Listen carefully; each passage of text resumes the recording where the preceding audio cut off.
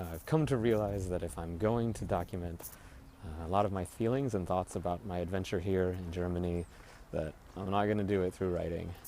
Every time I look at the blog posts I've written, I realize that it took me a lot of effort and time to write something that really didn't make me feel that much better about capturing it. But what I do like to do is I like to talk, and that's the way that I process the world, is through speaking.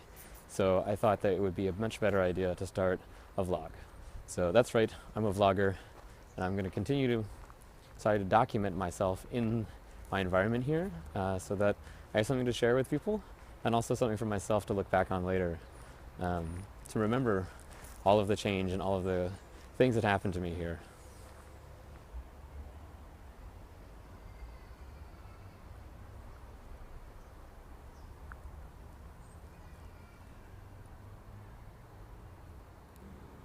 I think it goes without saying that one of the most interesting things about living in Berlin is the wall and how much it dominates the history of this place, and it's sort of ever present. It's always there, but it's not one place, and it's fascinating to actually work and live in such close proximity to it.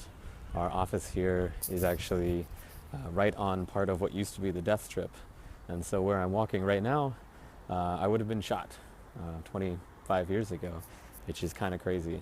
It's really interesting to have this amount of history that's so close to when I've been alive, but also something that is not sacred. So this is not a hallowed ground. It's not something that we look back on and we say, wasn't that a great time? So it's really something that you have to be reflective about. And I think that the culture here has sort of absorbed this place into itself in a real way that's really interesting. People are here, people are in the park, people are walking their dogs, but people also died here. I'm walking past right now a couple of places where there are memorials to people who didn't make it in their escape attempts. It's really, really interesting to be constantly surrounded by this dark history that isn't something with a glossy finish on it. So I think especially in the US and in the UK as well, there are so many things that we are nostalgic about and we look back on and we say, weren't things so much better? And here you just can't do that. So it makes Berlin feel like a very progressive place, because it has to be. Because behind us, there is nowhere to go back. So while it's interesting to be surrounded by the history, it's poignant, and it makes us always want to look forward, because the past isn't something worth returning to.